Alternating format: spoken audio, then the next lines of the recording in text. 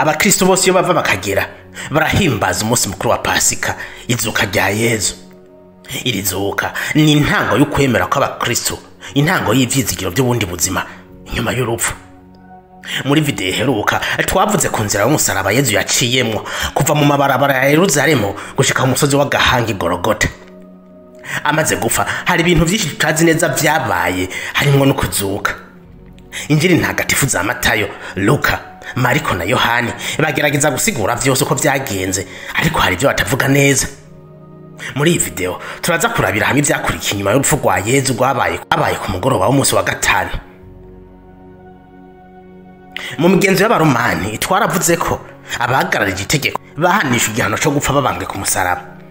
Yezu amaze gupfa, umukorane wa kw'isi yose humvikana imituragaro na za nyamugigima.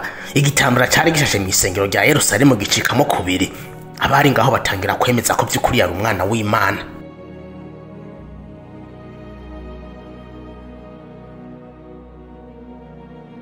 Hari umugabo witwa Yozefu, yari yaranyuzwe n'inyigisho za Yezu akamukurikira mu mpisho mu gutinya Abayahudi. Uno mugabo vyose byaba byitegereza, ndetse niwe yahavuye aja kwa Pilato gusaba ikiziga ca Yezu kugira bamuhambane iteka. Pilato yarabimwemereye, maze Yezu amanurwa ku musaraba, ahambwa mu mva Yozefu yari yarinze mu rutare, ayugaza ikibuye kinini hanyuma arigira. Bukeye ku munsi w'isabato abasaserdoti bakuru n'abafarizayo bazindutse kwa Pilato.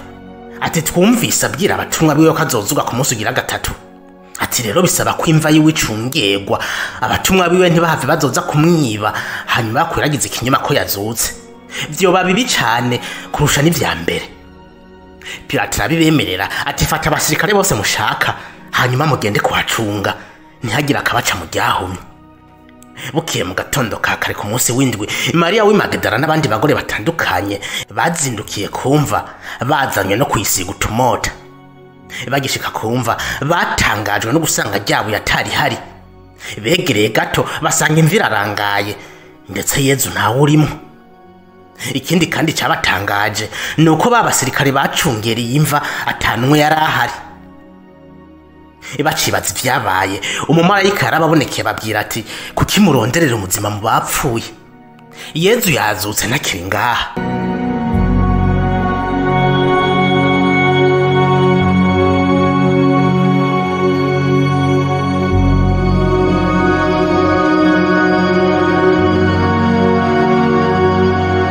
Turetse aba bagore, izindi ntumwa za Yezu zari zahunze. Inyuma y'ifatwa rya Yezu bari bagize ubwoba, ndetse banihakana Yezu ati uyu muntu nta naho tumuzi. Aba bagore rero basubiye inyuma biruka gutangaza inkuru nshasha kuri babatumwa bari bacitse intege binyegeje. Bavuze ivyo babonye, aba nabo banka kuvyemera. Simoni Petero yagiye yiruka kuri yamva asanga koko Yezu ntawe urimo. Ibi nivyo tubwirwa n'injiri ntagatifu zanditswe na Matayo, Luka, Mariko na Yohani. None abashakashatsi muri kahise babivuga kwiki? Hari ikimenyetso na kimwe bo bafise kubijanye n'imva ya Yezu?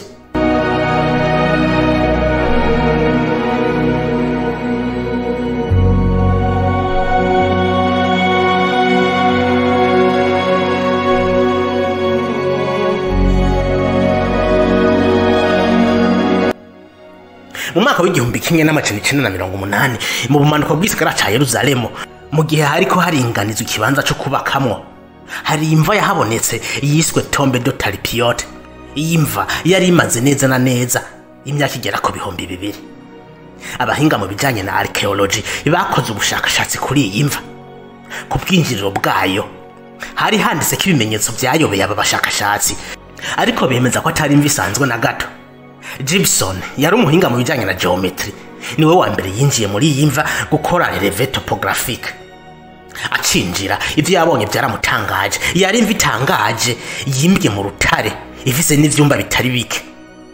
Yarabandanije imbere ashika muri chambre principale, ahasanga udusandugu turimo ibisigarira vy'amagufa bita les ossuaires. Iyi mva yari nini cyane, ifise ivyumba vyinshi. Begeranije tuno dusandugu twose twarimo ibisigarira vy'amagufa babijana muri laboratoire. Ariko kamwe muri utu dusandugu kari kanditse k'amazina yabatangaje: Joshua, umuhungu wa Yozefu, Jesus, fils de Joseph.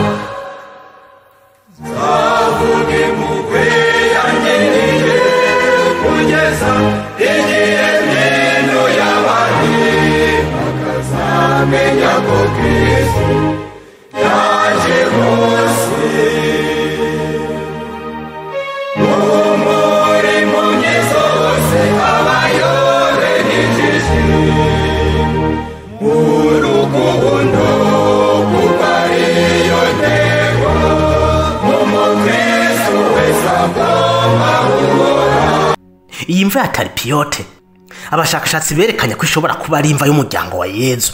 Hari ama evangelii atigeze aja habona yerekanye ko Yezu yari afise abo bavukana. Aba bashakashatsi berekanye ko muri iyi mva ya Talipiyote ibisigarira vy'amagufa basanze mu dusanduku tundi bishobora kuba ari vy'abavukanyi ba Yezu. Sibi gusa, hari ibindi bintu vyabayobeye.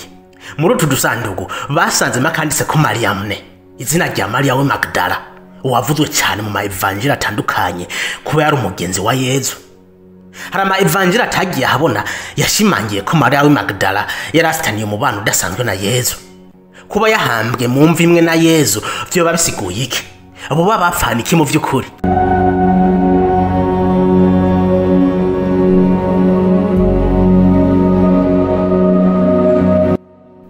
Abashakashatsi bafashe ibisigarira bakuye muri ka gasanduku kanditse ko Jésus fils de Joseph hamwe na kamwe kanditse ko Mariamne babijana muri laboratoire. Bategerezwa kwiga neza ADN nucléaire yo mu magufa, ariko kubwa amahirwe make basanze ADN yaramaze gupfa. Bafashe rero ADN mitochondriale kugira bige neza isano riri hagati ya Yezu na Mariamne.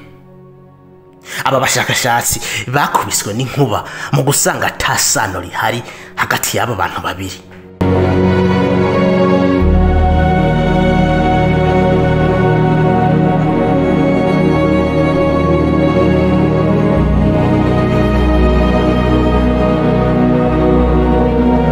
None ni kubera iki Maria we Magdala na Yezu babasanze mu mva imwe kandi atasano bari bafitaniye? Ipotezi yagumye ari yayindi. Yezu na Maria we Magdala bashobora kuba bari umugore n'umugabo. Birashoboka bikaba byagitswe ibanga imyaka n'imyaka gushika abashakashatsi baguye ku mva ya Talipiyote iri mu bumanuko bw'igisagara ca Yerusalemu. Muri iyi mva hari kandi gasanduku kandi basanze kanditse ko Yehuda agakwego kamanuka Yeshua, bisigura Juda fils de Jésus. Yezu yoba yari afise umwana? Bibiliya nta nahamwe ivuga ko Yezu yari afise umwana, ariko ubushakashatsi buvuye muri ya mva ya Talipiyote butuma twibaza ibibazo bikomeye. Yezu yari afise umwana? Uwo Juda fils de Jésus yari uwahe? Afitaniye isano iyihe na Yezu? Abashakashatsi baribaza bati niba koko Juda ari umwana wa Yezu ni kubera iki byagizwe ibanga. Mu gihe cya Yezu ubutegetsi ntibwipfuza umuntu yigira Mesiya agashaka kugumura abantu. Yezu yabonwa nk'ikibazo muri society y'ico gihe bigatuma umwegereye wese aba mu kibazo. Umuvyara we Jean Baptiste yaciwe umutwe azira ingisho za Yezu. Mwene wabo Jacques yicishwa amabuye. Simoni uyundi bivuga ko yari umuvukanyi wa Yezu nawe yabambwe ku musaraba. Niba koko Maria we Magdala na Yezu bari bafise umwana, bari bazi neza ko umuhungu wabo atamutekana afise, ibintu bishobora kuba byatumye bamunyegeza.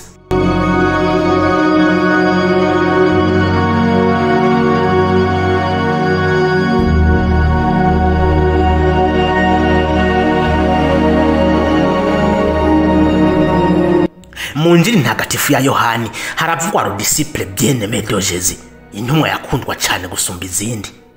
Iyo bari umuhungu wa Yezu.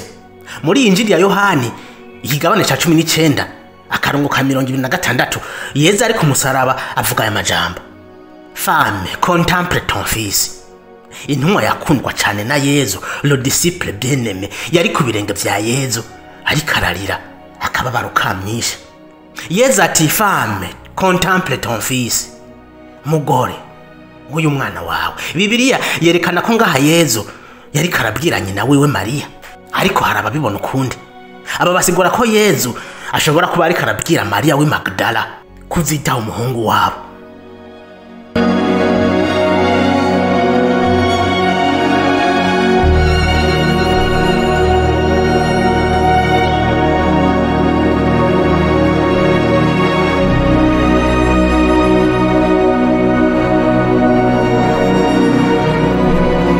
Vyose n'amayobera. Imva ya Talipiote ivuga ko ari imva y'umuryango wa Yezu, nta byemeza itanga 100% byemeza ko ibisigarira by'amagufa basanzemo mu gasanduku kanditse ko Jésus fils de Joseph ari Yezu w'i Nazareth avugwa muri Bibiliya ko yacunguye abantu mu kwemera urupfu rwo ku musaraba. Ibi bibaye ari byo, ibi bisigarira by'amagufa bikaba ari vya Yezu nyakuri. Aba bandi basanzemwo bakaba ari abavukanyi ba Yezu. Mariya w'i Magdala akaba umugore wiwe, Yuda nawe akaba umwana wabo. Vyohindura vyinshi ku bijanye n'imyemerere y'idini ry'ubukristo bufatiye ku kuzuka kwa Yezu. Ariko kandi hari ibindi bibazo vyibazwa. Gutora imva yo mu gihe ca Yezu iriko amazina ya Yezu, harimo kandi abagore babiri bakomeye bavugwa mu buzima bwa Yezu, Mariya nyina wiwe na Mariyamu canke Mariya w'i Magdala, iyo bari coincidence? Hari abandi bantu muri kijya gihe ca Yezu bari bafise amazina nyene ku buryo bihura n'amazina avugwa muri Bibiliya? N'amayobera. Nyandikira muri commentaire, ufyonde like na subscribe. Ndabipfurije kandi Pasika nziza.